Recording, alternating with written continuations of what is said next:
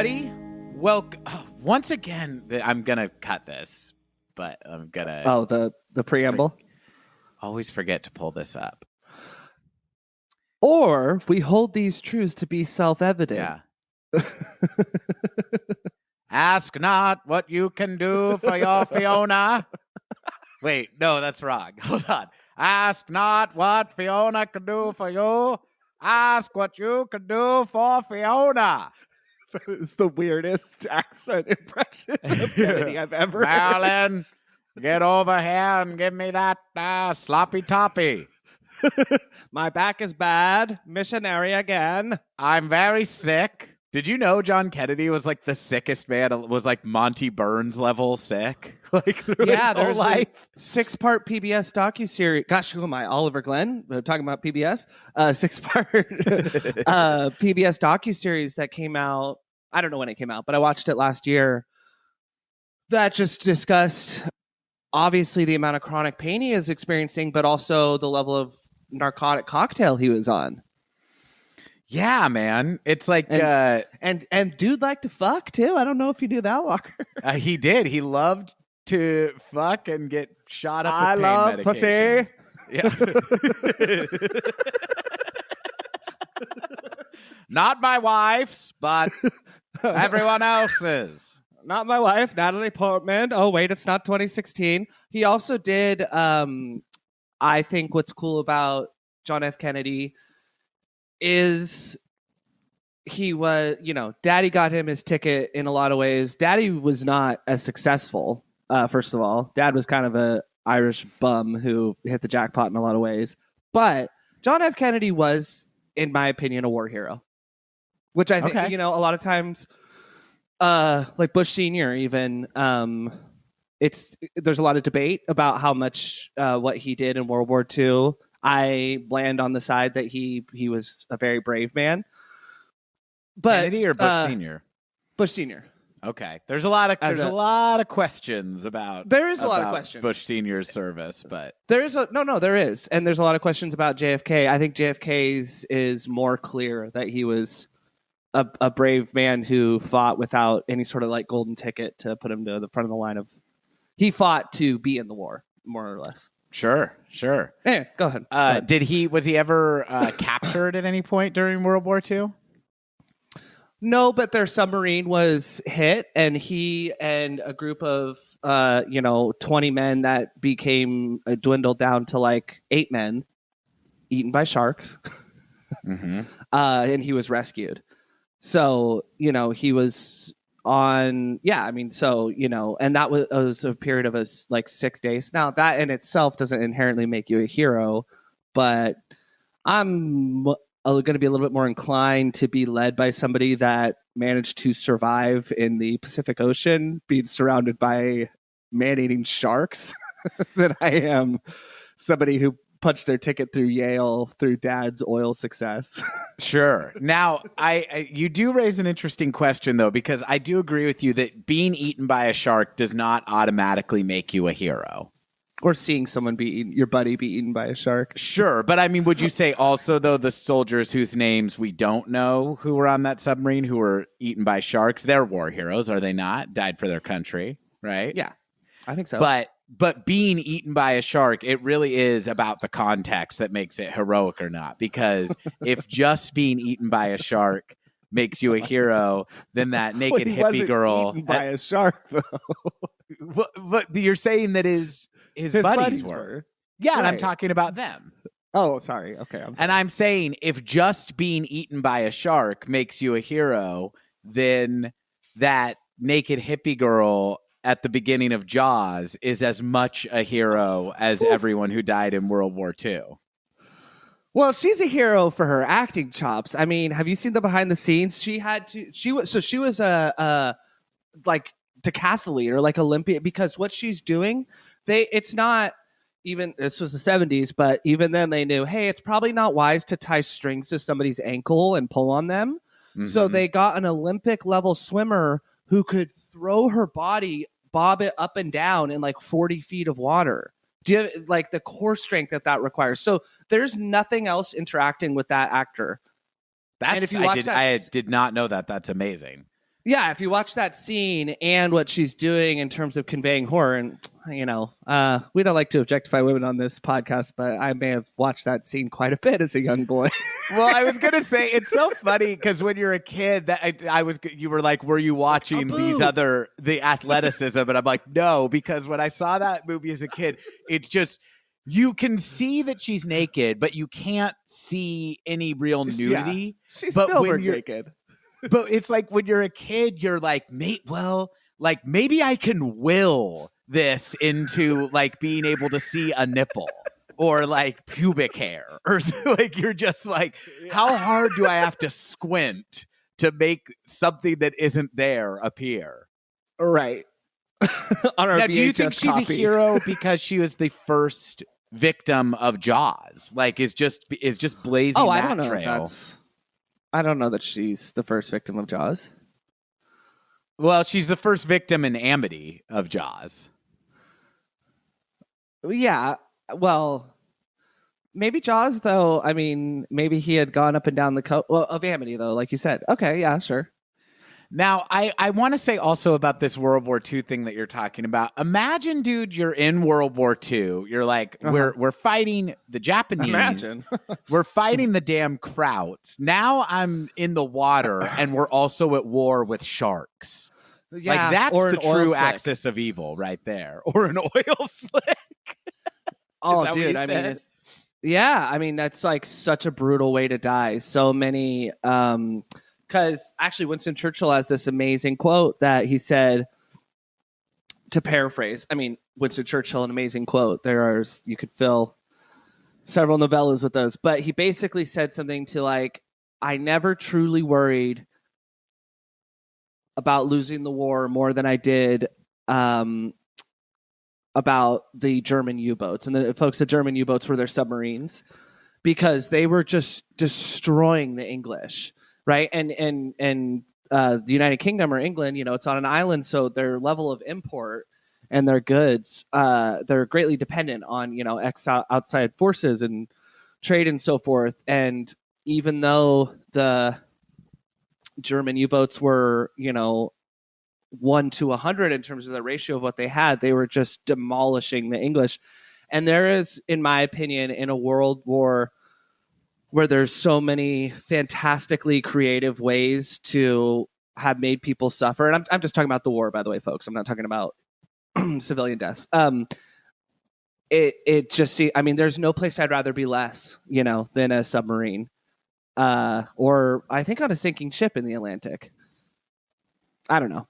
You could not pay me to get on a submarine in any context whatsoever. No, and the Nazis were not concerned with comfort of their soldiers. They were concerned with efficiency. So those things were stripped to their bare essentials. Yeah, they were Nazi concerned about the comfort of their... Zach, did you know that the Winston Churchill quote about, we will fight them on the beaches? He's actually... People think he's talking about the Axis powers, but he's actually talking about sharks. He knew that was the real war. It's like we got to get them to come out to the beaches and then we drown them in sand. Sand is their water. Darwin was onto something. We will never surrender, and they won't either. They'll grow legs and we'll fuck them up. Speaking of fucked up, that's the craziest thing about Winston Churchill is just why he did all that stuff. He was just drunk out of his mind 24 hours a day. I'm amazed by these historical figures who it's like, I'm running World War II and I am 3 sheets to the wind at all times. I don't know. Stalin to me doesn't seem to relax much. No, exactly. Maybe he needed to have a drink. Things would have turned out different. Maybe that's what Roosevelt, eventually Truman, and Churchill, how they fight. Because even by the end, when they were a united front, it's still like in all the photos you could see. I mean, even at the final conference right before Roosevelt died, where Winston Churchill said he looks like shit about Roosevelt. Stalin made them come to Russia because he had the most leverage. And even in those photos or in the video footage, you can kind of see that they're all shaking hands a little bit. And you're like, holy shit, like England, Russia, the United States are all, but Stalin's just kind of like, Like the other agenda is like so apparent on his face. Like, yeah, I'll help you kill these Nazis that we had a pact with, but a lot of other things are mine. Zach, I should introduce the podcast, shouldn't I? Yeah, let's get to it. This is Idiotalk, an Apple podcast, or when the pod hits the pod app, it plays like a king. What it says every ep when it goes on the cloud, and you'll hear the whole thing, for you let your phone ring. There's no podcast that's better when you're tuned in tonight, so when you have headphones, you choose your own cast. And remember that Glens are the greatest of hosts, and if you listen too fast, then you'll miss all the jokes, but if you wait, it won't matter, because it's in your downloads. Welcome back. This is part 3 of our coverage of Fiona Apple's third studio album, Extraordinary Machine. And I think this is only the second 3-part series we've done on one album. I think we did 3 parts for In Rainbows in our Radiohead season. Right. So I'm glad. I really do think that Fiona warrants the same amount of coverage for a record in her discography. Now, it's interesting because, I mean, it doesn't mean that you do the most parts on the album that is necessarily your favorite, but sometimes I feel like, I feel like what this album has in common with the other album we did 3 parts on is there is kind of just as much area of interest in what was left off the album. Yeah. On this one, we're going to listen to and cover the Jon Brion version, the so-called Jon Brion version. Now, listeners, in our first part of this series about Extraordinary Machine, we, in exhaustive detail, covered the fact that the studio version that ended up being put out of Extraordinary Machine was completely reproduced, and in some cases, songs were completely re-recorded from the original sessions that Fiona did with Jon Brion. Now, 2 songs on the final version are left the same: the title track, Extraordinary Machine, and the closing track, Waltz, Better Than Fine. So we're actually not going to listen to either of those because we listened to them as they are on the album, but we have the other 9 tracks. So, Zach, have you listened to the Jon Brion version? If so, how far back does your familiarity with this version of the album go? Yeah. Listening to it today with you will be my 4th time listening to it ever. And that is precise. Well, that's not exact, because I know that I had listened to it back in my Chico, California days when I was getting really into Fiona Apple. When I was, this goes all the way back to our first episode, so I won't belabor it. But when I lived in Chico, going to school out there, I was a delivery driver for Domino's Pizza, and Domino's was, and I'm sure is, open until 2:30 a.m. on Friday and Saturday nights, and you kind of start at the bottom to work your way up, Walker, when you work for Domino's. So you get the late shift, And I just, as I've talked about, I just, that was sort of my rediscovery. Gosh, that was 11, almost 12 years ago now, where I got super, super into Fiona Apple and just her discography overall. And I downloaded a copy of this album, and I didn't like it, the Jon Brion version. Because on Pandora, Spotify, and the like, it doesn't seem to me that it's available. It is a bootleg, as you discussed. I don't think it's an overly hard bootleg to find. No, I mean, I listened to it and uploaded these songs from YouTube, but it is not officially released in any capacity, although both separately at times when asked about it, because it's, a lot of bootlegs of very beloved artists, they start to like kind of build a mythology. Some people consider this to be the superior version of these songs. And Fiona and Jon Brion have both said, I'd love to do a reissue of the album with as a double album with both versions or something. I think that would be very cool. Yeah. Oh, but quite a bit. None of that has happened. No official release as of now. Okay, that's what I thought. So I think it was YouTube. Quite a bit has changed, though, in the intervening 11 and a half years. So I'm not going to say that I spent a great deal of time with it then. I was and am and have been so into the album Extraordinary Machine overall, but I have always gone to the copy that I have uploaded to my phone on Spotify, on Apple Music, whatever, not the Jon Brion version. So listening to it one time in preparation for this was my fourth time. Okay. And I kept it that way. I mean, it's like I've had Fiona on. I've been listening to a lot of other stuff that we don't need to talk about, but I wanted to listen to it more. And I think we both do a really nice job of preparing. Well, sorry, sucking our own dicks here already. Walker and I put a lot of effort into. We put a lot of effort into preparing for each episode. But I was like, you know what? I think it'll make. We did that for the album. Like, I think it'll make for a more fun approach to listen to it together without having listened to it 7 times. I've already heard it. I can recall some of the differences. That's all.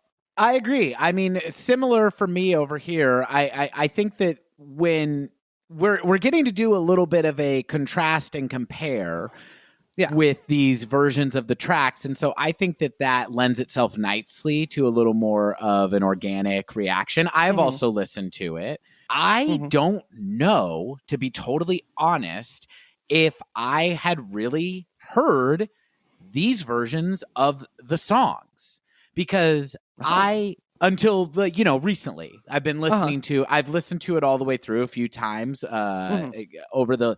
I did, in preparation for this 3-parter. I did concentrate on the studio version.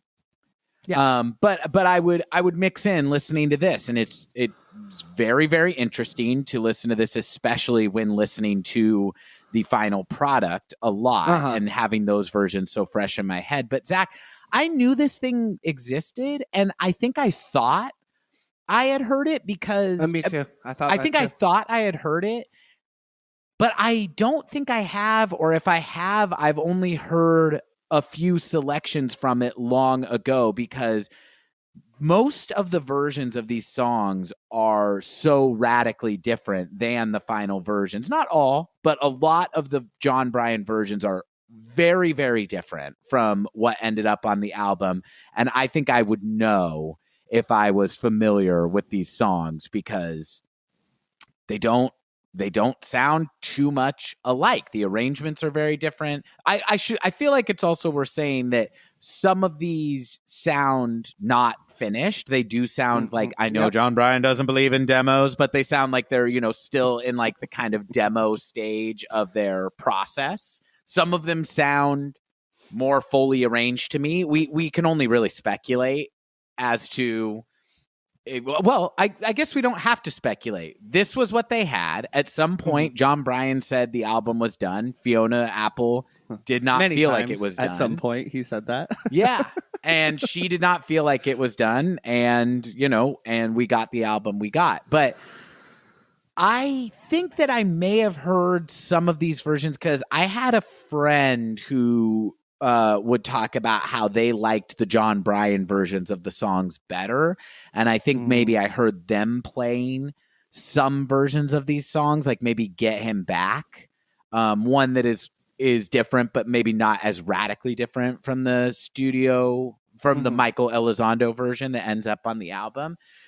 But I really think that if I had heard this more than a few times, I would know, because as covered in our first part of our Extraordinary Machine coverage, as far as I was concerned, based on the, bubble of Bay Area hipsters that I was running around with in 2005, Extraordinary Machine, I thought, was like the Thriller of 2005 in terms of its like cultural impact and ubiquity. So I think that if I heard this, I would have heard it a lot. So it's been very interesting to go into it. I do think some of the lore about this, I do think kind of the more hip take that people maybe like to have is that this is the superior version of the album. Now, for me, comparing these versions, I'll just say, comparing these versions of the songs for me to their final versions, it's a mixed bag.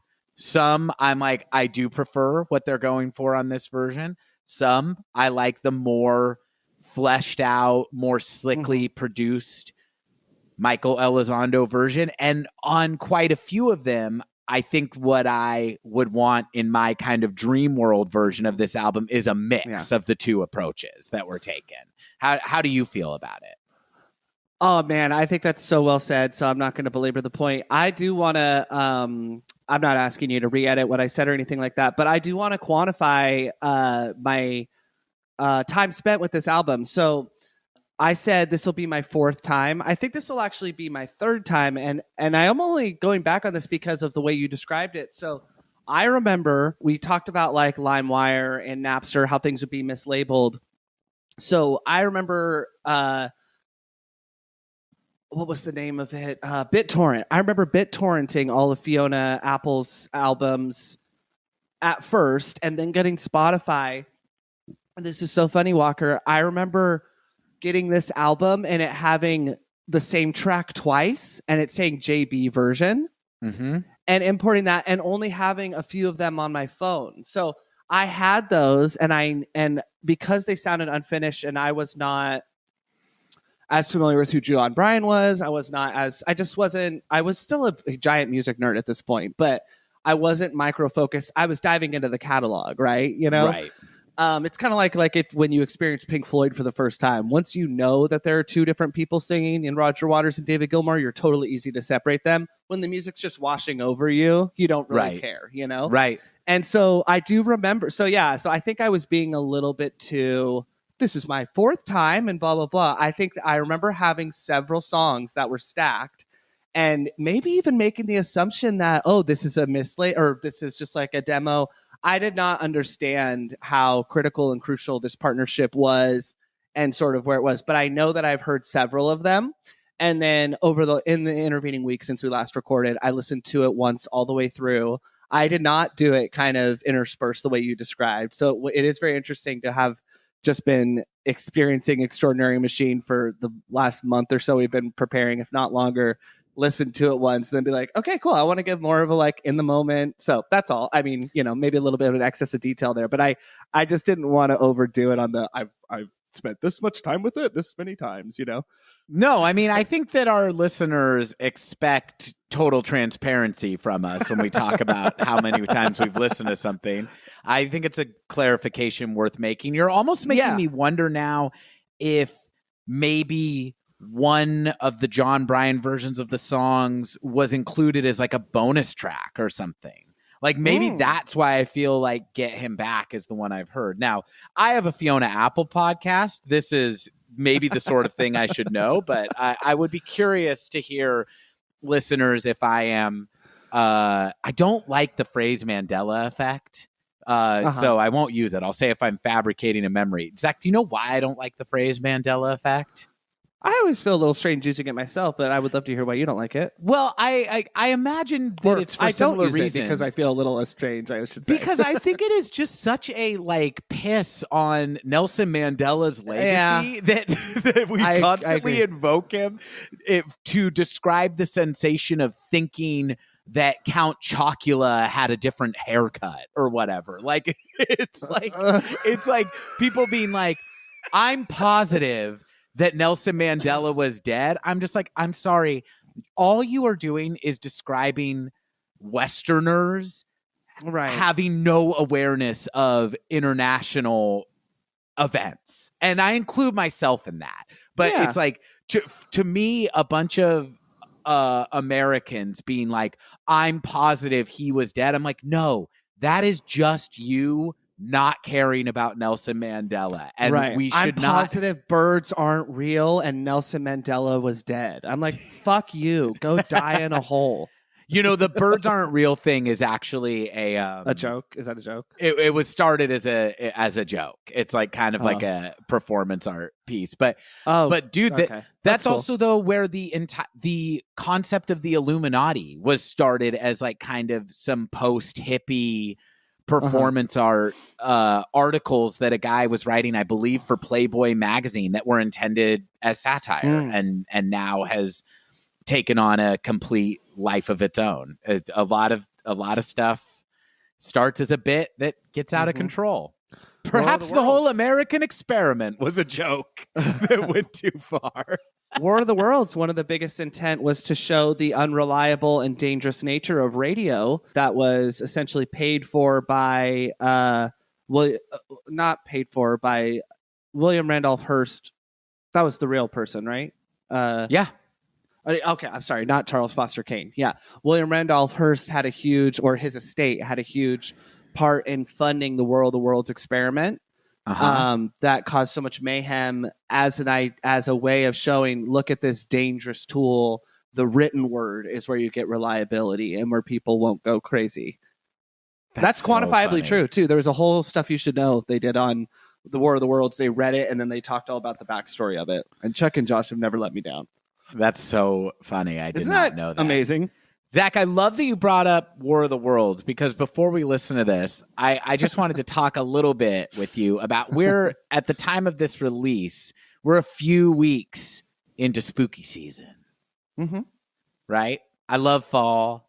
I love scary movies. It's my favorite is a holiday. fun season. Have you been getting into any spooky stuff? Yes. You've been getting creepy scary over there? Spooky, scary. Boys becoming men. Men becoming wolves. Werewolf bar mitzvah. Kailani and I sing that song to each other once a week for no reason at all. Yeah, so the wife and I watched Scream on Sunday, so 2 nights ago. Our sister watched Scream too on Saturday. Yeah, well, she asked me if she could not could watch it, if she could handle it. She's super sensitive about scary stuff. Yeah. Yeah. I told her it's not. I was like, I said there is some gore, but it's very 90s and more of a whodunit than like a horror movie. And she liked it. I'm really glad, because honestly, her tolerance for horror is so low that I was genuinely trying to not lead her astray, but I did not know if she would be able to handle it or not. I love I love all the Scream movies, actually. I like some of them more than others. 3 is the only one that I think sucks, but I think that it's in terms of its consistency, it is one of the best franchises, and 2 is maybe, it's a little sequel-y, but it's so fun. I love 2, and I love this new reboot section of the series too. 5 and 6 have been fantastic. I've really enjoyed them. I agree, because 4 is kind of an outlier. I love 6. Yeah, I liked really 5. Great. I liked 5. I didn't love it. I liked 5. I loved 6. I would say the same thing. I really liked 5, but I thought 6 was even better. Do you know what, Walker? Which one I love? 4. I think 4 is 4 great. is great. I think they are all great except for 3. 3 is the only one that I've seen twice, and I probably never need to see it again. It's boring. Sydney's hardly in it. The plot is very stupid. I don't like 3. But our in terms of like our game of, I feel like they would like me, our people we don't know but we feel like would like us, Matt Gorley and Paul Rust, they do a great expose on why 3 sucks, and that a lot of it had to do with post-Columbine, because it was pre 9/11, so they had to crank down the violence a lot, and they talk about like kind of like Extraordinary Machine, what a great movie it could have been. But I don't know, because I do think that there's some cool ideas in it, but it's just so tame. But that's not what we're talking about. So we watched Scream 1. Love that movie. It's just become a Glenn family household classic. And last night, we watched The Exorcist, which I would say is not my favorite, but is a favorite movie of mine. Not even in terms of scary movie season, but this is probably only my 5th time, maybe. Watching it, and I know that it has to be 5 or under because of the amount of things that I forget about when I watch it. Yeah. And did you watch the theatrical or director's cut? I watched the theatrical. I have seen the director's cut. The theatrical, and I like it. Yeah. Yes, I agree. But the thing that if somebody was like, describe The Exorcist before last night, just in terms of events, I would remember Max von Sydow's front and kind of bookended sections. I would remember the rally at Georgetown that, oh my God, she's still alive today. The actor who plays the mother. Eileen Burstyn. Ellen Burstyn, yeah. Is it Ellen or Eileen? Oh, I thought it was Ellen, but I tried. I think I confuse it because her last name is pronounced like Burstein or something. So yes, it's like, yeah. The rally, the movie within the movie, essentially. I would remember that as a part. I always forget about the party. And to be honest with you, I forget that she is a upper middle class, well-to-do actor, which is such a cool choice. And William Friedkin, I mean, it's just like, I haven't seen all of his movies. He has sort of a smaller catalog of work for being, anyway, I don't mean to go down such a rabbit hole. It's such a good movie. It is so much more than just the scares. I don't know how deep you want to get into it. I will tell you, though, I bought the novel by William Peter Blatty, and it's supposed to arrive on Friday, and I'm almost done with my current read. And I really am excited to read it because there's a YouTube channel I love so much that has, I would say, the gentleman who makes content for this YouTube channel has a theory on The Exorcist and what its more metaphorical story is about, that before William Friedkin died, responded to it on Twitter, responded to this gentleman's kind of dissertation, for lack of a better word, about the film on Twitter. And William Friedkin despised people armchair analyzing his films. And he responded, this is one of the only things he responded to via Twitter. And he said, interesting, with a link to this guy's video. Yeah. And it's not, it's not saying that the guy's theory is not The Exorcist is a analogy for 9/11, it's nothing like it essentially postulates that Reagan is exhibiting behaviors of a child who is experiencing sexual abuse. And that the reason why I watched it was super interesting. Zach sent it to me. Oh, good. Okay. I remember sending it to you. I couldn't recall.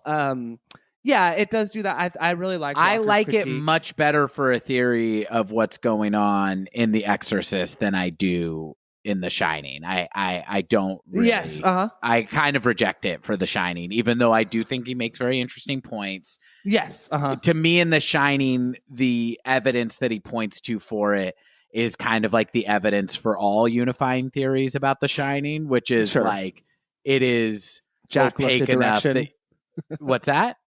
Jack looked a direction. No, I mean, it's not. I don't think it's like that silly. I don't think it's like silly or not well thought out. It's just that it's just like that's the power of that movie. It is a screen upon which we can project what we want to be the movie to be about. Well, and as much as I love this gentleman's this YouTube channel, as much as I love his analysis and his theory on both The Shining, and he has multiple theories on The Shining, but predominantly the one that Jack is sexually molesting Danny, and in his theory on The Exorcist, I should say his theory is that Burke, no, not Burke from Aliens, Burke, the Roman Polanski-like director friend who dies in the beginning, is the one who has assaulted Reagan. That's his theory, and this YouTube channel, we'll put it in the notes if we keep this. I should say he has videos in which I do not like what he has to say, listeners. I'm talking about this isolated, but he is a social worker in England. He's a child psychologist, so he actually has a lot of evidence. Like, here are the behavior. The biggest one being when Reagan urinates on the carpet, right, which happens right after the party, right, in which that character is drunk and stumbling around their house and missing for large chunks of time. Yeah, and when we see him, he's being very inappropriate.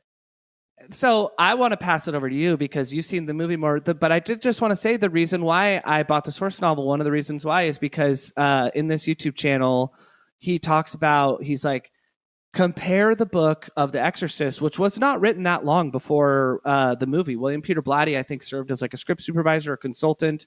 He's like, it is so much more leaning into the demon possession. And I think, and the thrust of his theory, if I'm summarizing correctly, which even if I'm not, I'm giving him a huge boost. I mean, this podcast, it's conquered the world over. Yeah. No, this guy has millions of subscribers, but he's saying like, compare and contrast the book. The novel is written from a Catholic perspective of demon possession is real. It's still scary as shit. And so he says, and I think whether you believe in that stuff or not, I think it can be done really effectively, just like the movie does.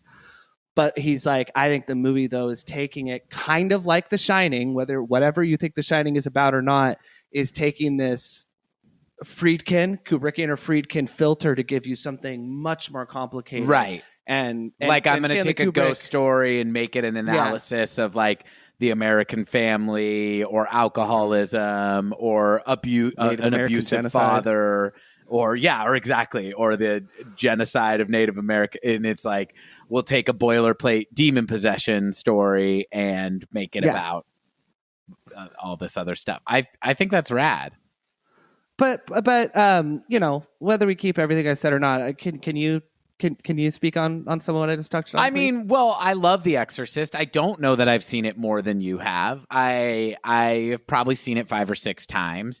I think it's a movie that I saw for the first time probably like maybe a decade ago and found it very effective, and then didn't watch it for maybe like another 5 years. But I would say for the last 5 years, it's become a like once a year kind of type of movie for me. So yeah, I would say I've seen it 5 or 6 times. When my movie taste was opening up, I didn't move out of my parents' home, listeners, until I was 20 years old. I transferred to college, and that's okay. A lot of people live. So my taste didn't really open up until I was 21. And this was a movie that I was like, I could have watched it my last couple of years living at my parents' house, you know, I'm sure, but religious household, blah, blah, blah. So when I moved out, this was in the first 5 films of like, I got to see The Exorcist, you know. But my experience matches that relatively. I would say I watched it, it had an impact. 5 or 6 years went by, and then it's been within the last 4 or 5. I don't know if that matches what you said or not, actually. But I honestly think I'm able to appreciate it more now, because you mentioned, like, in passing, you said whether you believe in that stuff or not. Like, I love horror movies. I don't think like that supernatural elements in horror movies. It's kind of like, I think it's kind of neutral for me. But it's definitely not a hook for me. It's not going to stop me from enjoying a movie, but I do think that it can be, if it's not done super well, it can be something that makes me check out maybe quicker than if it's just a sort of like thriller situation or like stalking and murdering type of thing. Like, you even see that within the Conjuring series, like 1 and 3 are kind of better than 2, or I don't remember if that's exactly how it goes, but you know, for sure, even vary within a series. But I do think that maybe with like more years removed between me and my religious background, I'm able to enjoy The Exorcist more now, because I do kind of find the devil to be one of the less scary concepts in horror fiction. Just and like even the demon she's possessed by, more or less, or just that when you're in a horror movie and you start getting to the bottom of what's going on, somebody goes like, it's Satan or whatever. I'm like, like I've always, but even in the. But the thing is The Exorcist is a movie that you watch and you're like, oh, it is inventing all the tropes for demon possession. You know, like the contortion and the layered voice where it sounds like there's like a bunch of multiple voices talking at once. And my favorite one, and the one that I find funny, even in The Exorcist, not funny in a way that takes me out of the movie, not funny in a way that makes it less effective. But the thing that I find funniest about the devil in all demon possession movies, and especially in and probably invented by The Exorcist, is how dirty and sassy the devil is. And that's where the movie feels really Catholic to me, is it's just like, the devil comes down to earth and possesses a human being and does cusses at you, is like the funniest thing to me. And then What even are some of your favorite cusses? Well, even the way that you first find out that the devil has like come to, where are they, in like Connecticut or whatever? They're in Georgetown, which DC. is a suburb of DC. Yeah. Okay, right. So it's like the beginning of the chain of events, right? Area. But the first like fucked up thing you see is the person goes into the parish and the statue of the Virgin Mary has like a big bloody wiener. And it's just huge, like pointy tits. Yes. And I think that shot is very disturbing and very effective. Like, I'm not like taken out of it, but it is also funny that the devil, like, I just love what a like trickster he is, that he's like, she has a wiener and it's got icky blood on it. Like, it's a very like kind of 8th grade, like heavy metal kid conception of what evil is. It's just like, can you imagine a thought so terrible of if your Virgin Mary had a big wiener? Like, like the devil's just coming down and like drawing like hentai. Well, yes. I was talking about this with my landlord of all people yesterday, though, because my landlord is a super cool lady. We've been tenants in her home for almost 6 years now, and it's just, there's boundaries for sure, but like she came over to like measure some blinds or something, and we always just like sit and chit chat about, and she loves horror movies, so this was like a really like fun kind of just like fun sit down, and we were and I was like, Jenny, I'll say, Jenny, Kai and I are gonna watch The Exorcist tonight, and I was like, the thing that just strikes me so much though is I do think a lot of the like hysteria that was in, self-induced, that they had like paramedics walk her at showings of the film because people were freaking out or were passing out rather from shock and all that. We are still in America, a very, very Christian nation. Like it or not, that is reality. And it's where we come from, and I do say like it or not. If you like it, great. But like, I cannot imagine what watching that movie is it 1973? Yep. I mean, it is pornographically violent at some point. It's shocking. It's shocking. And I've seen so much stuff in movies that have tried, and I think it does go to that less is more in a way. You don't see you don't see below her waistline when she's mutilating her genitals with a cross, but what she's saying and what it's implying is really shocking. And I would say it is fairly graphic, even if it doesn't show the area. Like, I mean, it's like I don't want it to. I don't want, or even before she does that, I think this is where the movie really succeeds, is how human it is. Like when Reagan, when they first acquaint, and then I'll shut up because I don't want to just describe The Exorcist. But like when they first get the psychiatrist rather, and Reagan is wearing like a little girl kind of nightie, basically, and to the psychiatrist and to her mother, she's like, "Fuck me." I'm like, ugh, oh God, no. Ellen Burstyn's reaction is saddened, horrified, shocked, confused, brokenhearted. You don't want your 12-year-old to be saying that. Yeah. And I think that's what makes the movie so scary and so good, is the reactions of everybody are so human and believable. Yeah, it's a great movie. That's a great movie. It's and I was even thinking about like when she thinks there's rats in the attic pulling that thing down. I'm like, not only is this concept in Hereditary, the very shot is in Hereditary of her going into the. So yeah. Anyway, I love The Exorcist. Maybe we'll get back to it on pod of how I thought of the book. Maybe not, but I'm really, really excited to compare and contrast. I appreciate you letting me, Walker, go on such a long rant. Of course, though, dude. But I know that we both love how sassy Pazuzu, which is the name of the demon possessing Reagan, is. Because I told Zach we were talking about this movie recently, and I was like, Pazuzu kind of has like drag queen energy, where it's like, I'm big and brassy. Like, yeah, like it's I'm like, pissed. Yeah, I'm late. Yeah, it's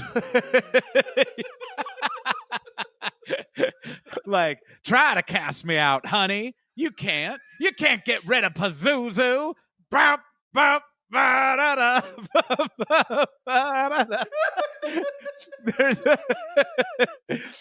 There's a part where I'm obsessed with, like, there's a part where Zach's dying.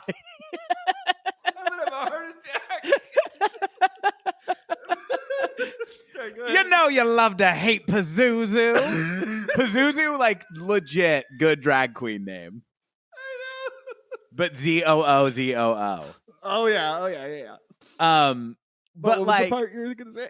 oh well, it's like a small part to where I've like have other people keyed in on this, but I can't ever really find, because everything under the sun has been gifted and memed and everything. Sure.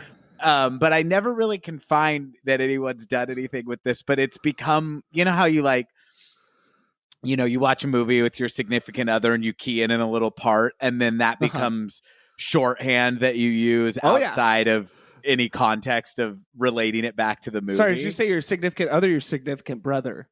Well, both in this case. You can't spell significant brother without significant other. I know.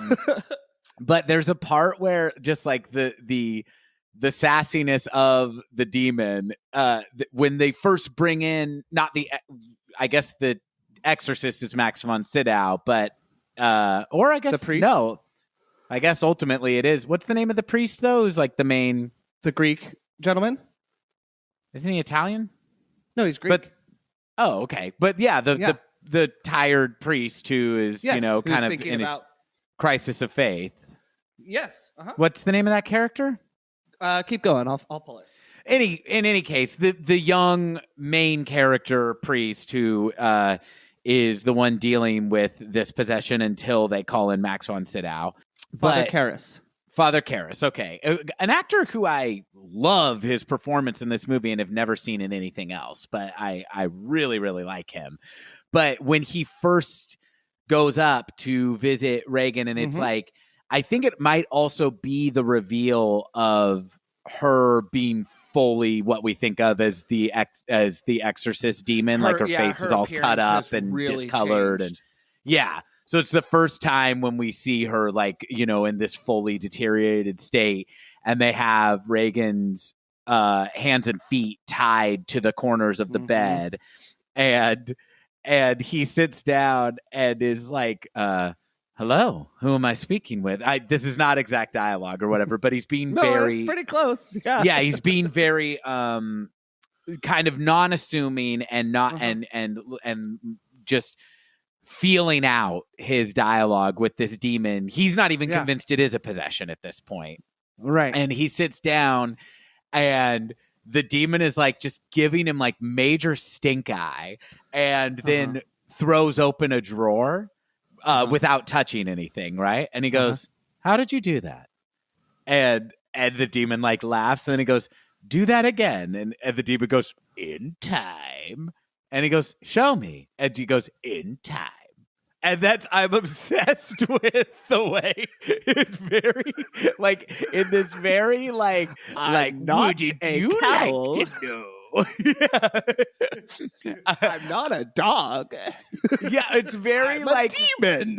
when you are told to stop, like, touching your sibling, and so you put your hand like a quarter of an inch away from them and go, I'm not touching you. And it's like, and so whenever I'm kind of like being sassy about somebody asks me to do something, I like to go, in time.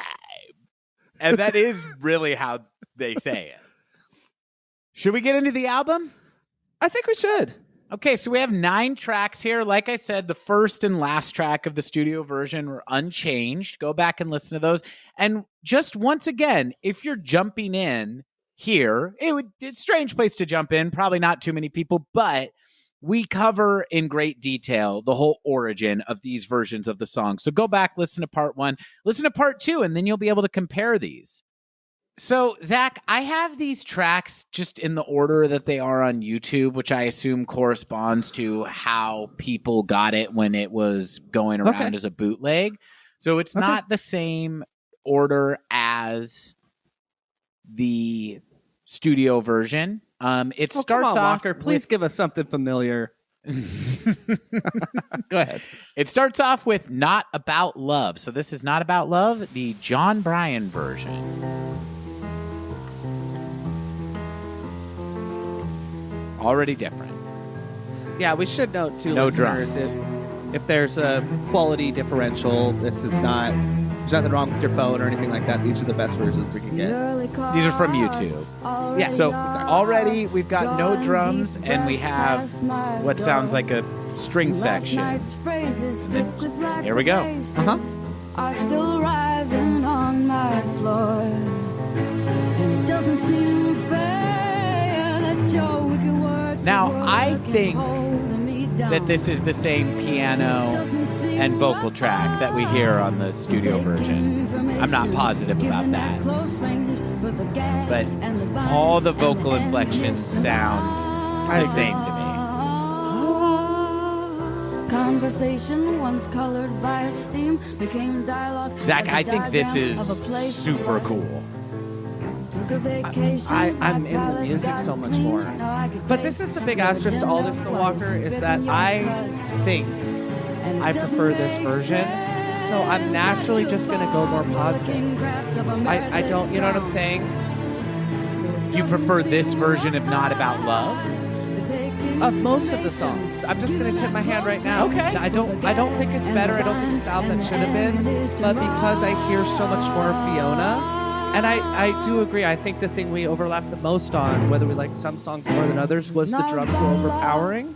And because I feel like Fiona is guiding the song. And there's a lot happening musically, piano and strings already, but I just like, I'm more in touch with her vocals on so many of them. Yeah, this right here. Listen to this. Wait. Sure. Ah, I love that. I love that. Yeah, Phantom of the Opera, come join the song for a minute. I'm not in love. This is one where I prefer the Jon Brion version. It took me a few listens to get used to this because I think Not About Love is. I mean, I think it's pretty well covered. That we actually think all the songs themselves are great. There's maybe a couple songs that we were like, it's good. It's not the best Fiona Apple song. But I think that out of an album of really strong songwriting, I think Not About Love is one of the standout songs, both versions. Yeah.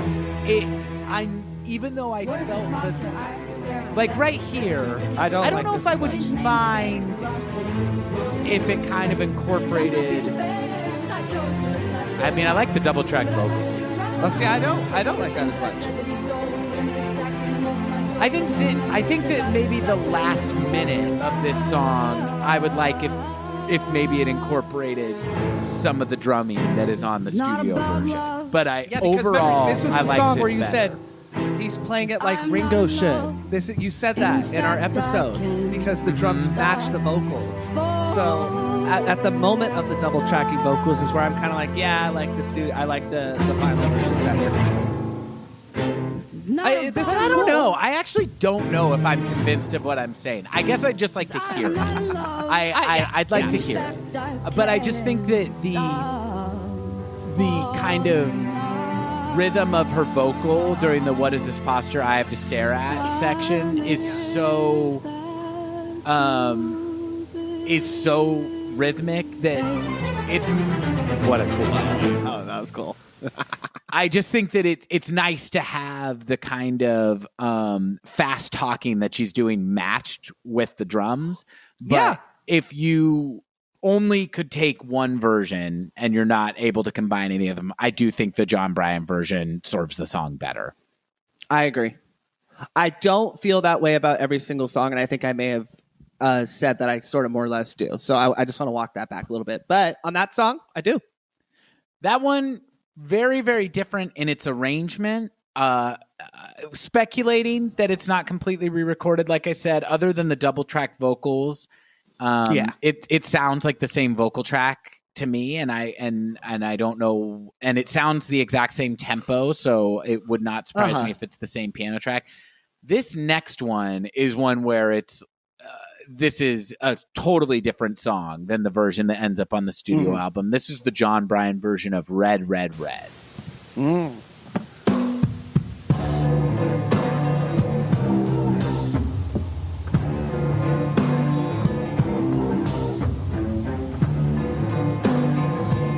More string section.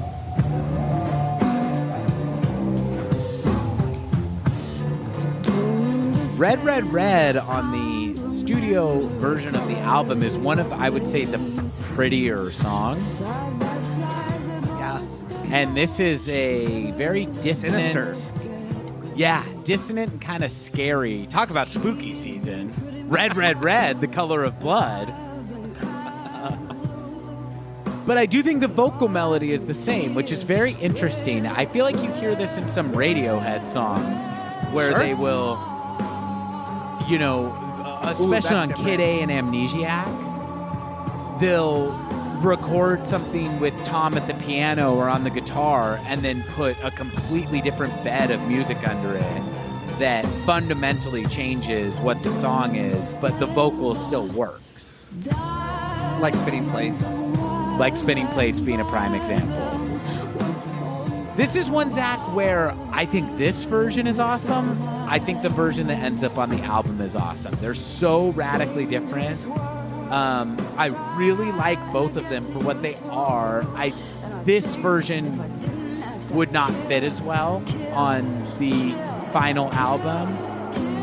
I don't know that I have a preference. They're so different. I think they're both awesome. I might slightly prefer the studio album version, but this is so cool. What do you think? You know, Walker, I feel like this would be so cool if this was a live version. If she played it live like this somehow. I like that. You know, because I agree. I think especially on the Kill, Kill, Kill Myself, that was the part we both, you know, went crazy with when we were listening to it on the... I'm recalling from memory. I haven't got a chance to listen back to our Extraordinary Machine final yet. I just remember us really enjoying that moment. And this was one, I think this was a song that you did compare to Radiohead again, where you said that it's like the melody is kind of hard to find because there's not a lot to guide you. And I love that. Yeah, it's more deconstructed, I think, than anything else on the final album. So, like, hell, maybe Fiona Apple's doing a show in October, you know, in the year 2006 or 7 or something, and she plays it like this. Like, that would be fucking sick. I do think the album version produced by Mike Elizondo is not superior. It works better for the vibe of the album. But this is so fucking cool.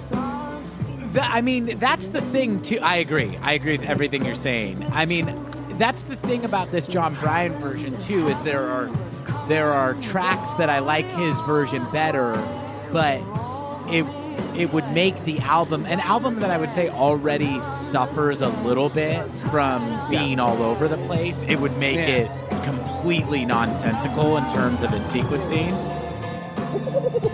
That was cool. Sorry. Yeah, I mean, you know what's interesting to me, Zach, is how much darker the Jon Brion version of this album sounds. That is not what I would expect. We had some rhythmic differentials there, too. I mean, I think there's a lot of emotion to his music, his soundtrack work, and his production on the albums that he helms. But I don't. I mean, it kind of, and this is a little bit like, you know, Monday morning quarterbacking or whatever. But it kind of is like the fact that he begged to make this album because he was going through a horrific breakup. I'm like, you kind of hear that in the sounds that they're doing here. Yeah.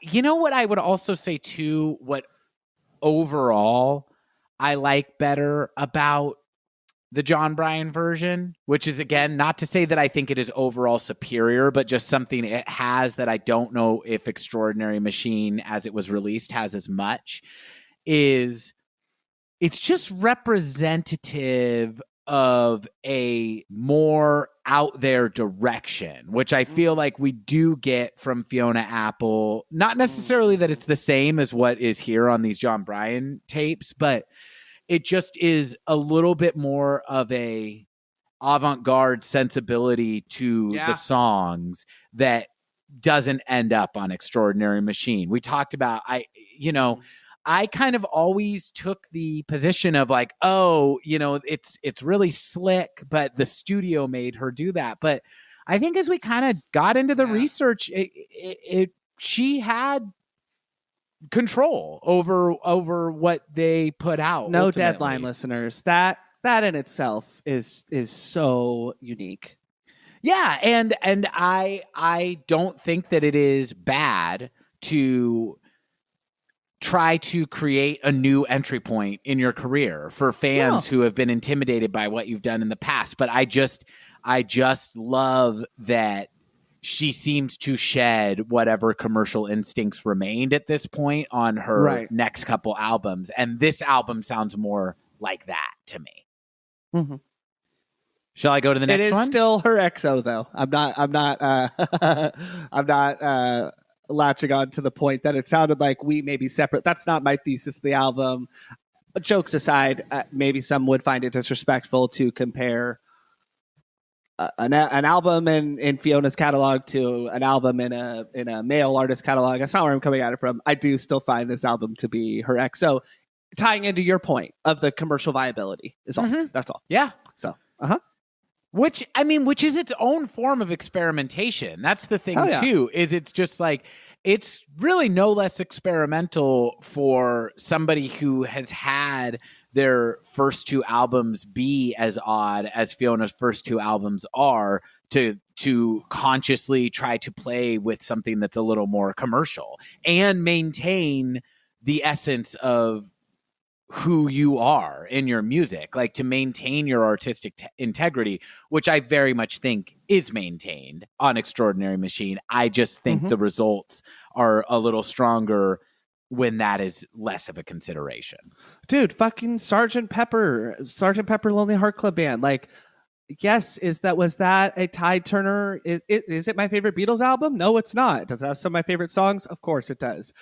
The impetus, though, was like, hey, I'm kind of burnt out on this like 60s bebop, even though we are redefining popular music as it stands and inventing blah, blah, blah. The Beatles weren't thinking that at the time. That is part of the beauty of the Beatles, is that did they have egos? Of course they did. But like part of the impetus of Sgt. Pepper in the 6 months that they took off between their last album was, let's reinvent ourselves and let's do it in a kind of jokey commercial fashion. There are Beatles historians that summarize that and would probably critique the way I even made that point, but it's not so binary, right? It's not like I'm going to become Britney Spears or I'm going to do a Radiohead's Kid A or something. Even Radiohead's Kid A is a great example. They fought internally with what they wanted. We talked extensively that Tom York was obsessed with Aphex Twin, who, is kind of like Fish or something, and that it's like he's a household name, but he's not. He's more of a household name for like music nerds. Right? So it's not as if when a band tries to commercially redefine or when they go in a different direction that they're not thinking about commercial viability. We love to romanticize the fact that they said, fuck it, they being any band, and then made this thing that, that people in math. Oh, Kid A turns 23 today, by the way. Nice. Yeah, so that's all. End of Well, point. they want to keep making records. That's the thing. Yeah. I think a big difference between Fiona Apple's albums after Extraordinary Machine is that the record industry fucking falls apart and was falling apart. Exactly. This is the last gasp of like, you need to move physical units. Yeah. And that's your job. And so anyway, let's get into this. This is the Jon Brion version of Get Him Back. Oh, and this is a high point for both of us on the album version, if I remember correctly. No, you don't like Get Him Back. You were I feel like you disliked Get Him Back almost as much as you disliked anything on the album. No, so you're right. So I am misremembering. My objection to Get Him Back was that it becomes too repetitive, even though I like the initial hook. Totally. And that you weren't as huge of a fan of the what you described as the benefit of Mr. Kite kind of sound. You're right. I was mixing it up with in the album the song after Oh Sailor. Now, this is one where I like that little like elephant walk sample that. I like this version better. I don't. really care for either version of the song that much. Fair enough. Yeah, I mean, I don't think that because I just like this version because it just sounds like a stripped down and more straight ahead version of the song. And the part I don't like in the studio version is in this bridge right here, or this pre-chorus, whatever you want to call it. It slows down to a breakdown tempo and puts all this delay on her vocals. And I like that this one is leaning into what I feel like is a humorous, not frivolous, but like it's somewhat of a silly song. Like, I think this is a funny song. And I think this arrangement just lets the statement of the lyrics and the melody and the piano speak for itself. The drums are way less intense, and there's not all these production frills on top of it. I wish that this version, this is one where I would say you should just slot this version into the studio album. Well, you know, it's so funny, Walker. I love everything you just said. Why I was like, oh, no, I like this song. Oh, no, you're right, I don't. Is because this is one of the songs in my preamble when we did our Extraordinary Machine Part 2, where we listened to the tracks. This is one of the songs though, where I said, even with the songs that I don't like, there are peaks and valleys. Mm-hmm. So that's why it's hard for me to say, like, I don't like either version of this song, because some of the vocal lines she does, her runs, right, you know, are so tasty. But this song becomes repetitive in my mind on either version. And well, that's all. Yeah. If this album's your XO, which I think is her XO, which I agree with, because the way I take that is that it is a lesser work by one of my favorite artists that I still think is great. Hell yeah. I agree. You know, that's how I feel about XO. Is I'm like, it's one of my favorite albums. It's one of my less favorite albums by my favorite artist. Yeah, and so even the songs that I'm like, I don't like this one as much, I still am finding like great things about. Oh, I love what she's doing vocally here. Yeah, I just think this one it's just straight ahead. It's just, they're just playing the song. And yeah, the production flourishes on the studio version sound tacked on to me. They kind of, to me, undercut the confidence.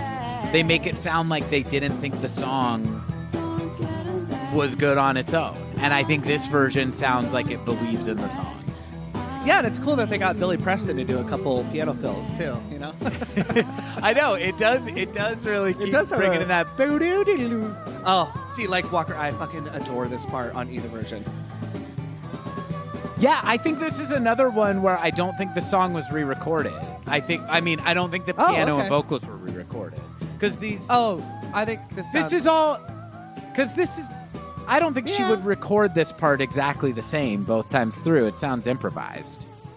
And they do fuck with her voice a little bit, though, on that falsetto. They put some delay on it, huh? So it could be the same one. It just sounds a little more raw, like you said. Zach, this next one is Better Version of Me. Now, will it be a better version of the song? One that I think we both declared possibly our favorite on the studio album, right? Yeah. Oh, there's one other song that is not on the Jon Brion version because it was just recorded in one take. Well, I guess she recorded it, I think, during the Michael Elizondo sessions even maybe, but Parting Gift is also not on here, which is, I would say Better Version of Me is possibly my favorite of the more, shall we say full band, full produced songs. Right. And then Parting Gift is my favorite solo piece, perhaps up to this point in her career, although it's hard to say because Never Is a Promise and Love Ridden are also perfect songs. But in any case, this is Better Version of Me, the Jon Brion version. Yeah, and you're really hearing that muted trumpet and the low notes on her ukulele. This opening is very Pet Soundsy. And then what we're hearing now is very Pet Soundsy, I would say. And in that John Lennon being for the benefit of Mr. We're kind of back in Magical Circus Town, aren't we? Yeah, Magical Mystery Tour maybe a little bit. I am he as you are. maybe. I don't know. I like this sort of like plodding drum beat on the low toms. I think it's cool. This is very different. Different vocal. Uh-huh. What did I do? The games that I can handle. Can I be honest right off the top? Yeah, please. I like the album version of this song. This is one where I like the album version better. Yeah. I think this is super cool. I agree. I don't know if lengthwise, if there's as much. It doesn't hit. This song is so goddamn hooky in a way that I love.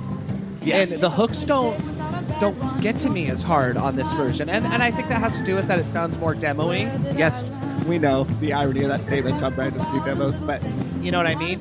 Yeah. And the hooks just don't penetrate for me as much. It's still a cool song. But I'm referencing the album version in my mind to like this one, Walker. Yeah.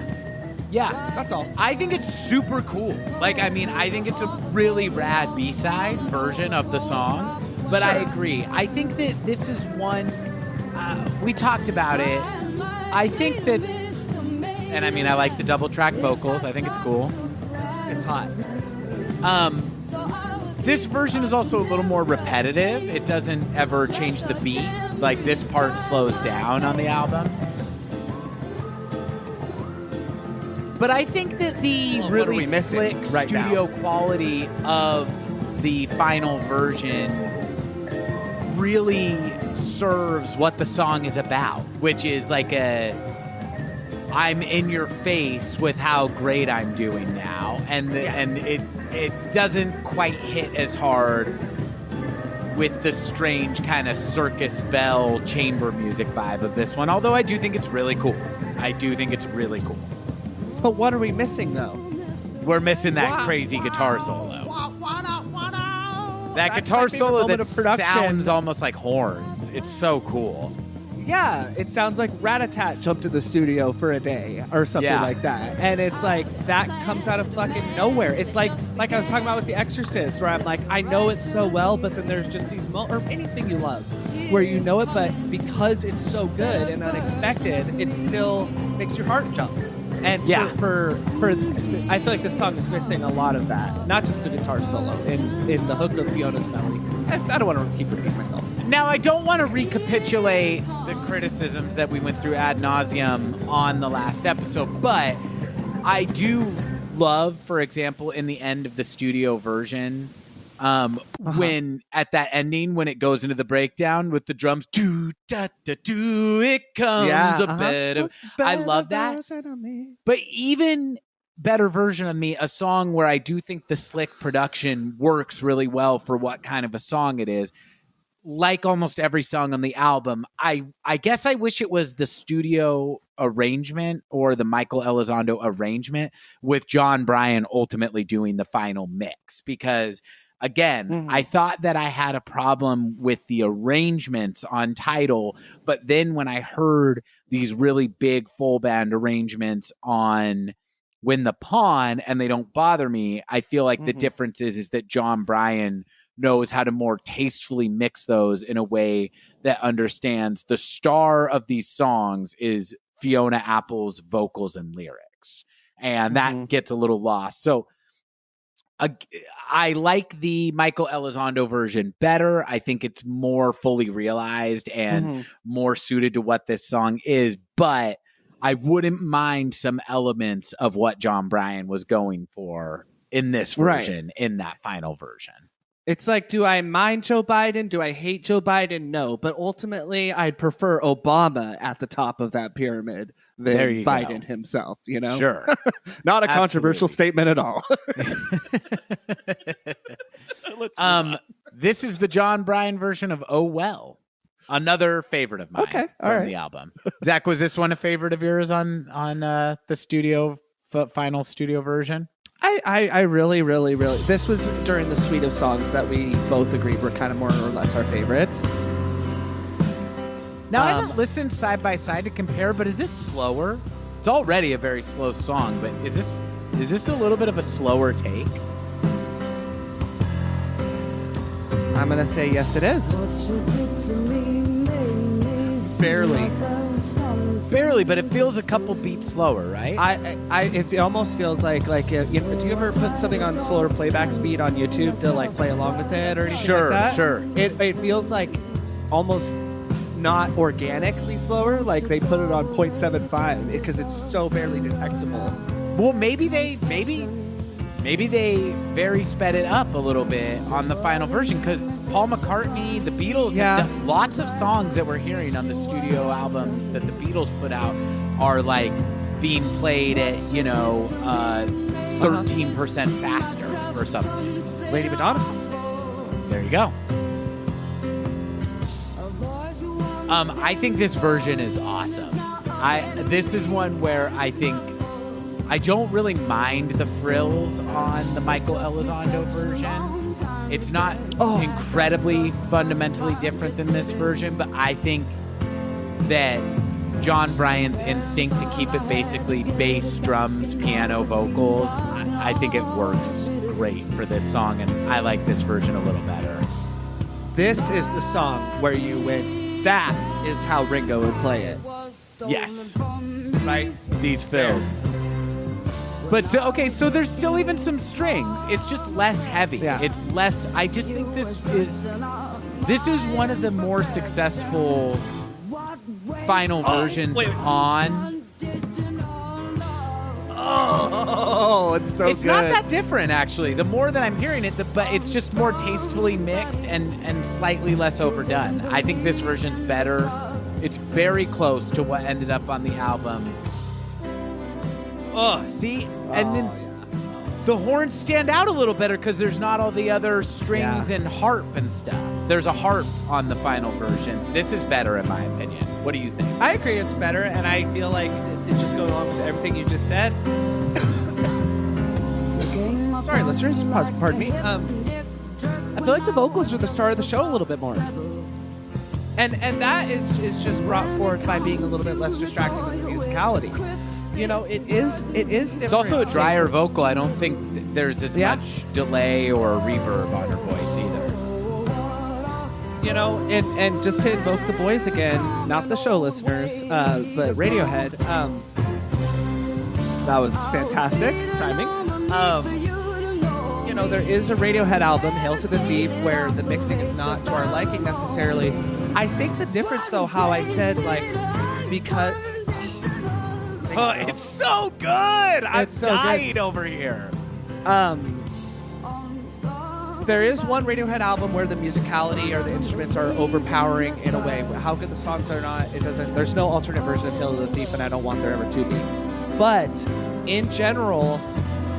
when the musicality is distracting in a Radiohead song, it's because you have a world-class bass player in Colin Greenwood, John Paul Jones level, Paul McCartney level. You have Johnny Greenwood, who there is no comparative guitar player to. You have Phil Selway. You have Ed O'Brien providing his textures. So the difference in comparing those two when the mixing isn't to our liking, with Fiona, it's a little bit more simple in my critique in that I'm saying the musicality is overpowering the vocals. In Radiohead context, when that happens, I don't mind it as much, even though they haven't done that as much, because what is happening in the instrumentation is so interesting in itself. In our issues with the Extraordinary Machine, it's like, yeah, I like good drumming. Questlove is beyond a savant of talent on some of the songs, but it's like, to have Fiona Apple's vocals overpowered by drumming is bullshit. Yeah. And I feel like you just don't get it on that song, which is why it's superior. You don't get the overpowering. Did I land that? You did. And okay. I think it leads... but that, so far, I gotta say, that version, I did not even realize this before, but that is just stellar. And again, it's not one where I think they mess it up based on how it is on the album, because I think that it's... I feel like I've jumped around, but I feel like Oh Well and Temps and Better Version of Me and Parting Gift are probably my top favorite songs on. But we haven't listened to Temps yet, right? No, I'm just saying the album, the album as it exists. And I don't think that Oh Well is compromised too much from this version, but it is just they do add more stuff and they do add more effects to her vocals, and I think it's perfect the way it is in this version. Because when you get to her growling out that "what wasted unconditional love," first of all, I could cry. It's so emotional and just like full of feeling and pain, and man, do I feel it. It's reminiscent of Win the Pawn, of growling like you're in the room with her. Sorry. Yes. This version is more organic, and I like it. It's the best thing we've listened to in the Jon Brion version so far for me. Sure. I would say it is maybe what we just listened to, that version of Oh Well, I think I might like better than every other thing that is on the final album. Got it. Yeah, totally. You know, that's just so perfect. That is just so perfect. It's hard for me to compare overall version to version as which I like better, just because, as we've already gone over, I think the final product is a little more successful. Quite a few of these, I think we like the Jon Brion version better. Mixing those together would not be a cohesive album. So it's really kind of just cool that this exists for you to be able to listen to both versions. Now, Zach, Oh Sailor is coming up next. This is one where I really like Oh Sailor. You're not big on Oh Sailor. Let's see if you feel different about it with the Jon Brion version. This is one for me where on the Michael Elizondo version, I really love the song. I really love some of the production choices. But it's one where the big drums are a major issue for me. But I love the song. You did not love this song. I mean, I was kind of touched, though, when we were listening to it, because I was like, I don't like how repetitive. It's leaning into a type of Fiona Apple songwriting that feels like it could be, like, you know, written in, like, Gaelic or Runic or something, right? Mm-hmm. Of, like, you know, like, just hundreds of years ago, this, like, poem or like, Beowulf or something, you know, or whatever, that at its roots is beautiful. But I think it's just, and she doesn't have a ton of songs like this, but I do think that Extraordinary Machine represents a style of writing that I'm sure she had within her, and I'm probably just missing, but that we do see on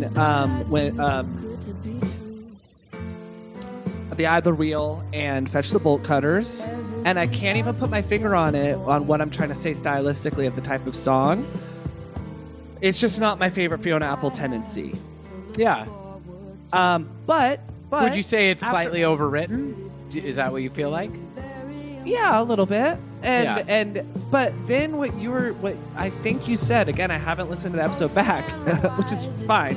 But how you said something to the effect of, like, is the sailor a personal reflection, though?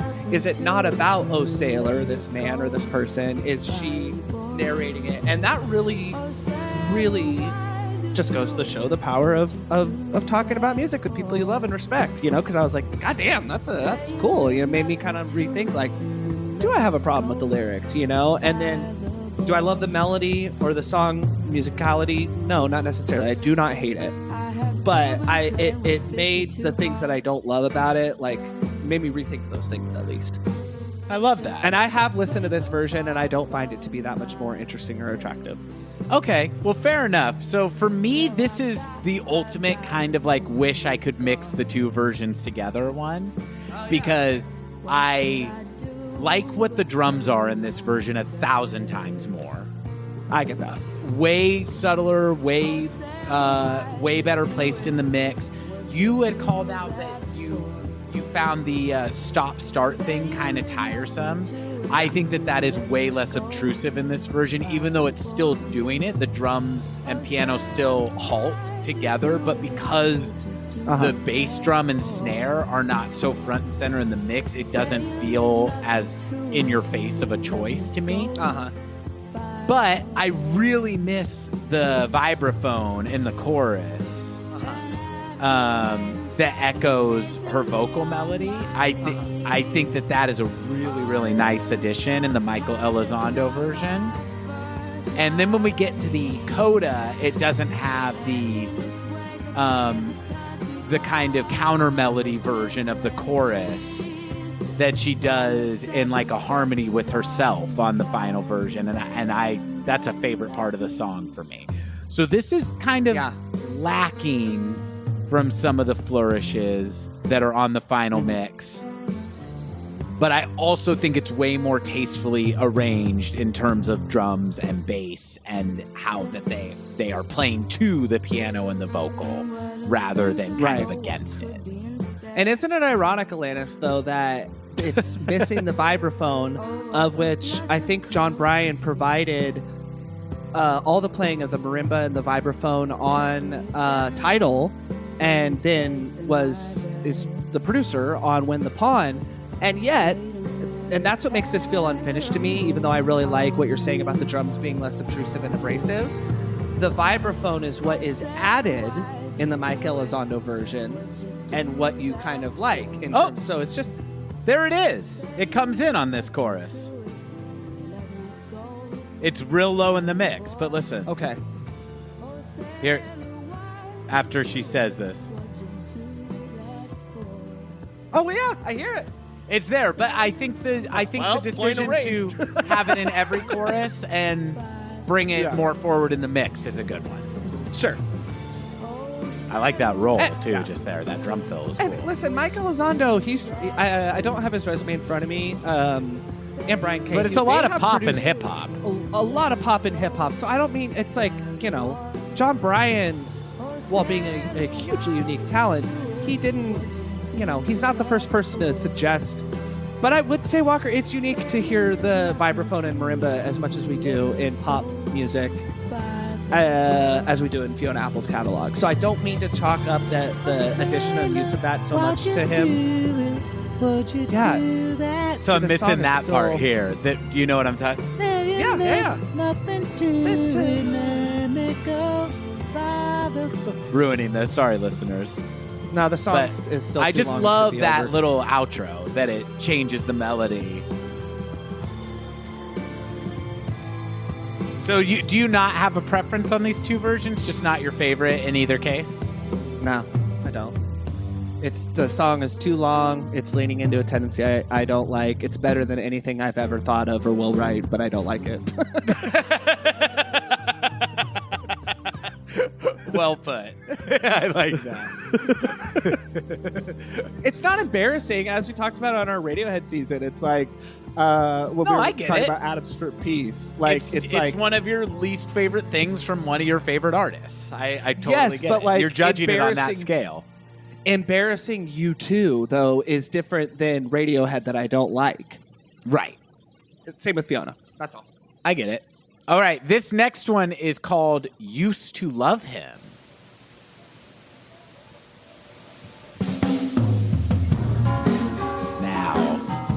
I don't know if listeners who are unfamiliar with this version are picking it up yet, but this will later be re-recorded, rearranged, and renamed as Timp's The Sick in the Head song. Different vocal, different melody. Can I just say, I strongly prefer the album version of Timp's, which is near the top of my favorite songs on Extraordinary Machine. Zach? I agree with you. But I think this is cool too. Similarly to Better Version of Me, where I think that they get more to the meat of what the song is supposed to be in the final version. I think this is really a really cool alternate version. But it's interesting because I do think this Jon Brion version, he's leaning much more into the kind of freaky circus.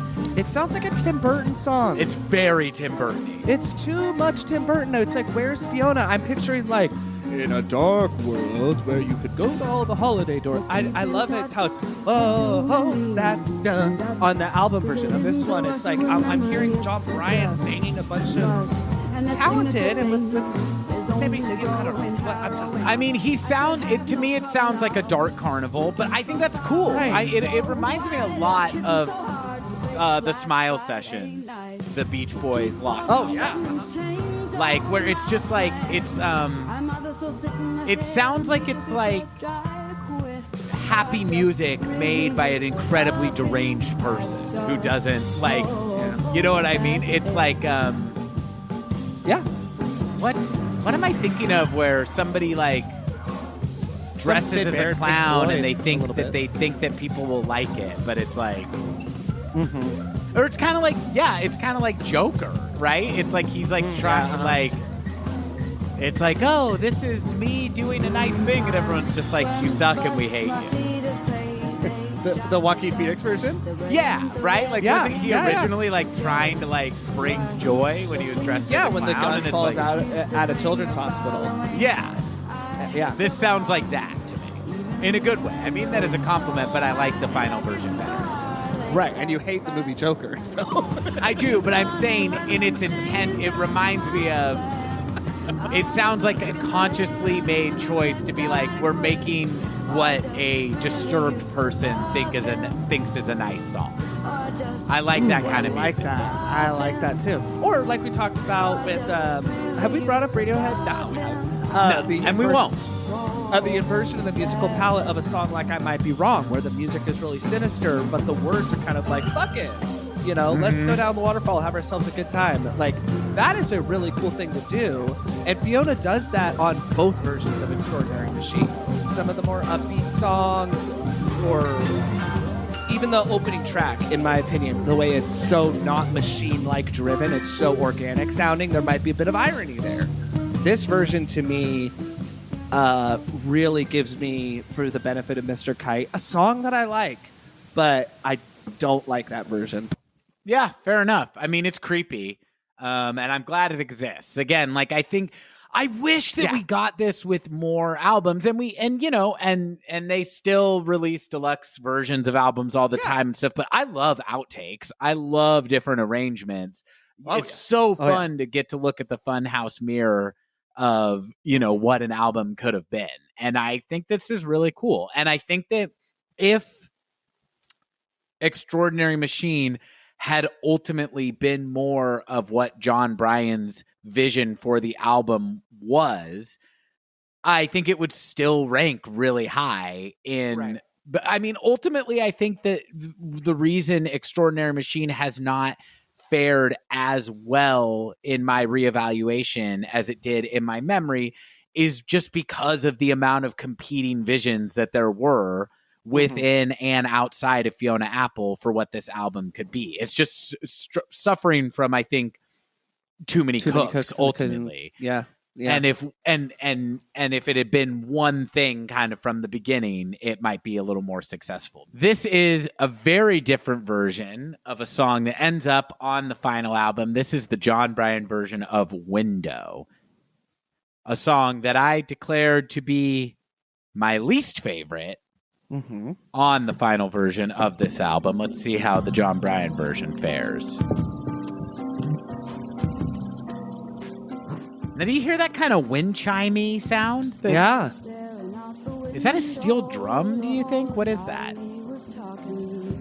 Oh, I mean, I don't know, but I think it could be. Can we? Or is that a marimba? Marimba? It does, because it had too much. It had too much musicality to it to only be a steel drum. Was the only thing that I was confused by. Well, steel drums have pitch. Oh, they do? Okay. Yeah. Okay. So, just to back up, though, you declared this to be your least favorite song, and our mutual critique was that it's hooky, it's cool. Correct me if I'm wrong. What I remember, though, is that we said it sounds like Fiona Apple was commissioned to write a song for the live-action Little Mermaid. You did, and I thought that was incredibly astute. It's a Broadway villain song, for sure. Yeah, I guess we didn't say it in unison, but we more or less agreed. And you were saying, like to show Toonie or whatever, I think. And and I like those songs. I like it when does Jafar get a song? I don't know, but I like it when Ursula gets Ursula's song in the animated Little Mermaid is fucking fantastic. Right. And that era of just Disney songs are incredible. I don't know that I want that in my Fiona Apple music, just like I don't know that I want to be like, is this a Tim Burton movie in my Fiona Apple music? Sure. So it's a really, and I think you said like the melody might be a little bit too accessible. I don't know that I agree with that as an objection because I think the melody's really fun. But I found it a little boring, frankly. I found the melody kind of repetitive and a little bit uninspired. Even though it's really catchy, it really gets in your head, but there's just something a little uninteresting about it to me. So how do you feel about this version? Like it way better. Why? Way better. I think that stripping this one way down makes me appreciate... Did Rick Rubin just enter the room? I think that taking away a lot of the frills on this one makes me appreciate the hookiness and accessibility of the melody a lot more. And now, what's different here is it goes right into another chorus. This is where the horn solo is on the studio version. I do think that you should still have some sort of musical break here. Mm-hmm. But maybe guitar instead of horns, though. I think the horns would be cool. I really like the horn part. I think it's like a very Rolling Stonesy kind of horn part. But the horns is what gave it so much irony. That was the moment, I feel like, where we were like, this sounds like Ursula's song if you went to see Little Mermaid on Broadway. Yeah, it's a little broad, but it's still not my favorite song. I still think that it sounds a little bit similarly to how you just said it's better than anything I'll ever do in my whole life and I don't like it. I feel the same way where I'm like, this to me sounds a little bit like she wrote it in 5 minutes and it's better than anything I'll ever write. But I just think it's like one of her less challenging pieces of work. I agree. It sounds like it could be on Tidal, an album I love and I rank amongst the best debut albums. See, I think everything on Tidal is way, way weirder than Window. Yeah, maybe not. Including the most commercial song on the album, Criminal. Oh, I think is way more interesting than Window, either version. Also, gonna repeat myself again. Like the drums way better on the Jon Brion version. Uh-huh. Oh, that vocal flourish right there is great. The vocal flourish Better than a break. I like that.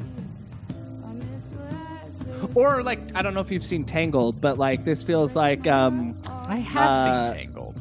Mother Knows Best. Yeah, great song. Great song. Absolutely great song. Mother knows best. Yeah, Mother and boy. Remember the Mother Boy song? No.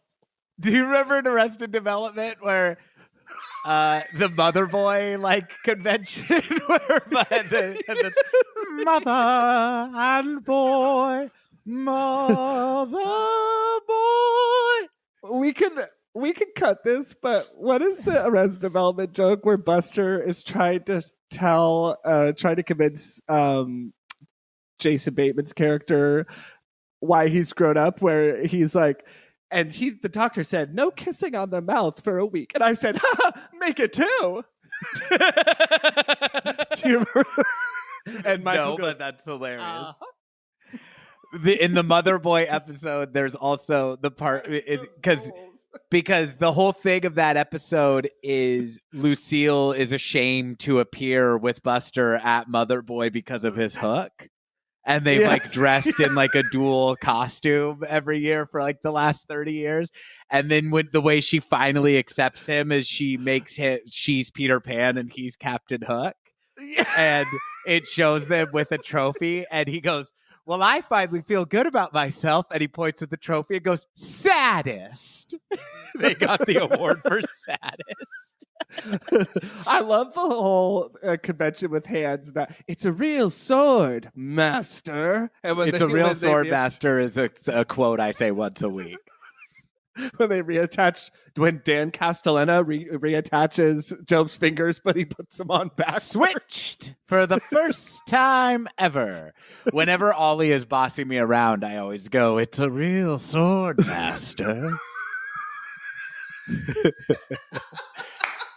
He's like a master. All right, silent slave. Zach, we only have one song left. All right. Perfect. This is Please, Please, Please. The song, Put it up, if you you recall, fucking in time. Do you know what she did? Your cunting daughter? Slower, I think. I don't know, bro. I think the drums, when you take off the drums and you add a new track, it can really change the tempo. Okay, I don't think listen so. right here to this chord. I just wanted to point out the kind of off note in the that dun dun dun dun dun dun. You don't really hear it in the final version, and I think that's because this is a very over-arranged song on the final version. Zach, this is a long way of saying there are some flourishes I really like in the final version. The theremin sound I really like, but this is one where stripping it back to me, you hear what she's playing more clearly. The vocal is standing out more. I like this version better. Well, I agree with you, Walker. The theremin, that moment with the theremin in the final version is what almost makes it my favorite track on the album, even though it's not. And I know the lore of this song was that she was like, all right, fine, I'll add another song. We talked about how ironic that is for us personally because of how fucking catchy and awesome it is. Yeah. But I agree with you because the piano stops and the please, please, please breaks, it feels like in the final version. This one feels like she's in a flow, which is why I like so much more. And it has that Lady Madonna quality of da da da da da da. I know she's really doing quite a jangly walk on the piano, and you don't really hear that in the final version. Steady going nowhere. Yeah, like the piano. This is where we have it. Woo. But Yeah, okay. I would put that back in. I mean, I think that works, but I wouldn't really change anything else. And I love the bass line in this song. And that sounds pretty much the same here. But this strips it down like it did with Oh Well. It's like this song is piano, drums, bass, vocals. And I like it. Man, and dude, and I happen to know a guy, and when I say know, I mean know of a guy who plays a theremin adjacent instrument. Say it with me, Walker. Not Jon Brion. No. A fellow we call but Ed Johnny O'Brien. Oh, no, I'm sorry. Yeah, no, that would be rad to get the Owens Martineau on here. Yeah. And I like the staccato thing she's doing with her voice there. It's different than it's a different vocal on the final version. I really think it might be a little slower. I won't swear to it, but it sounds a touch slower to me. The drums are more tasteful. And I think this vocal's a little more playful. Also, I love that lyric. I don't know if we talked about. It's such a Fiona self-empowerment lyric. My method is uncertain. It's a mess, but it's working. I love that. Right. So many of her songs are like, leave me alone and let me do what I do. I'm good at it. And I love that. I talked about how I felt a little bit of an internal tug of war about loving the song so much because it was commissioned. The studio more or less said we want another song because this was a single. I don't think it ultimately was. No, it wasn't. But that was the request, was we need a more obvious single. Right, and she was not happy that she had to do that, but then I'm like, but the result is so good. And I am not coming at this, I don't know. Like, when we wound up our episode on this album, that was the last song, correct? Yes. When we wound up our episode talking about Extraordinary Machine track by track, so part 2 of this now 3-episode suite, I said something to the effect of like, not to be devil's advocate for the studio suits, but like they accepted the fact that she didn't have to have a deadline. Like, how much retrospectively, not knowing the people, not having been there for the meetings, is it like, is it unreasonable what they were asking of her? Or is it an unreasonable thing? Now, if they came at it from the request of, hey girl, we need you to write a girly pop song or some bullshit. Like, yeah, fuck that. But I don't actually think that it's that bad. It's like you contrasted the Jon Brion point for me, where I said, like, I don't think art should come from needing to heal somebody else. But you're like, but at the same time, Zach, sometimes that push you need. For me, it's like, I'm kind of like, that song rules. And I really like both versions of it. And I love the irony of it. And I don't think that people in corporate positions are usually looking at art in that way of like, and people even not in corporate position, you can't know the result so much. But I love what the result of that was. I feel a little guilty because she doesn't like that song, but I love it. I think I really have nothing to add. I totally get what you're saying, because it's like you always want to take the side of the artist, but you know, like I don't think Fiona Apple is one of those artists who doesn't have a clear perspective on her work, but some of my favorite artists are those people. Like, it's like Bob Dylan is somebody who, it's like, I don't think he has a clear sense of what his best work is. And if you see him live, you can tell, because he's like, I'm going to play Positively 4th Street, and I'm going to play this song about Lenny Bruce that I wrote in 1985, and I'm going to present them as if they are equally influential pieces of work. And it's kind of like, well, I love that for you, but what about us? Said RuPaul, right? Yeah, it was, that's cute for you, but what about us, or something like that? Yeah. Which I love that too. Do you have another? That is such a stellar. It's fine. That point was really well made. Are there other artists that don't know their catalog? Woody Allen, I would say, is he loves somebody his 90s bullshit. Which is he's somebody who hit, like, what he says his best movies are, I think, show a lack of understanding of Sweet and Lowdown. his own work, but also he's somebody who never rewatches any of his movies. Sure. So he doesn't revisit his work. I don't know. Who else doesn't know what we like about them? I feel like there's other directors that are less, loaded examples. But, it's totally okay. It was just such a well-made point. I'm just not the biggest Dylan head. I love Bob Dylan. He's been a later in life discovery for me, but the catalog is so vast. So I've not gotten around to watching a lot of his live stuff. I just think that was hilarious and such a well-made point. And I don't think Fiona falls into that category. But like I said, just a little bit of a contentious relationship with that song and with Criminal a little bit. Because Criminal was sort of the same, and those are not my two favorite Fiona Apple songs, not even from those albums. I just do find it interesting wanting to take the side of the artist, and I would say taking the side of the artist in almost any delivery system. That song is a bit of an outlier for me, where I'm like, this song rules. And I'm glad that I hope they didn't mistreat you in the way they made you write it. I'm glad that you were commissioned to do so. I just think she needs space to, like, figure out the work on her own. And I'm really excited to get into the next album because, do I wish that we got a Fiona Apple album a year? I guess if that's how she worked, but not at the sacrifice of her achieving her artistic and creative vision for these albums. I'm so excited to get into the next one, but I really did enjoy getting to fully re-immerse myself and reassess Extraordinary Machine. It just plays differently now than I thought it would. It always will have a special place in my heart for being the way back in to my fandom of this artist and getting to, claim her music as my own. That sounds weird. I wrote these songs, ladies and gentlemen. No, I just mean, when you really form a personal connection. As a musical artist you love. I get it. But 3 episodes of covering Extraordinary Machine. I am really excited to get to the next one. But Zach, mirroring the arc of Fiona Apple.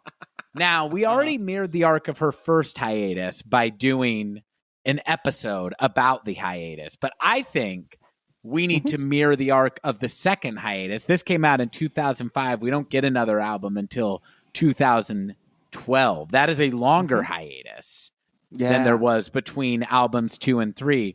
We are going to mirror that by taking a little bit of time off, listeners. Yeah. Unfortunately, podcasting is our passion more than it is our day job. And life is life. We got stuff going on right now, but we are so excited to get back into this. And we will be back on Friday, November 17th. So don't worry. You'll have some Idiotalk to get you through your trip back home to see her. But when mom and dad start talking politics at the Thanksgiving table, you'll be able to say, excuse me, I need to go listen to the Glenn brothers talk some goddamn sense here about Fiona Apple. Wait, but is Zach, it Thanksgiving after November 17th? Yeah, it's the week after. So I'm saying you'll have episodes, regularly scheduled episodes will be coming out. Sure. Got it. Okay, got it. During the holiday season. But yeah, so we're taking a few weeks off. Did you have anything that you wanted to add to about the hiatus we have to take here, Zach? No, I think that was really, really well put. And I the only thing I'd like to add is just, maybe this is backdoor bragging and maybe not, listeners. I mean this sincerely. It has been so cool to see, and I'm not just talking numerically or anything like that. Like that is kind of how you measure success of a podcast.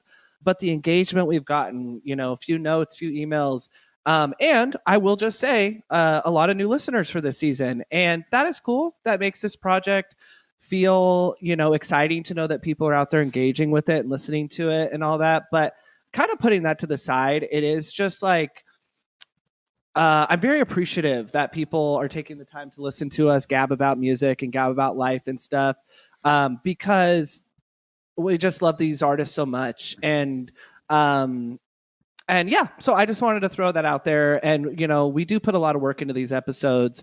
It doesn't feel like work because I think part of that, mirroring the arc, but not even in a silly or joking way right now.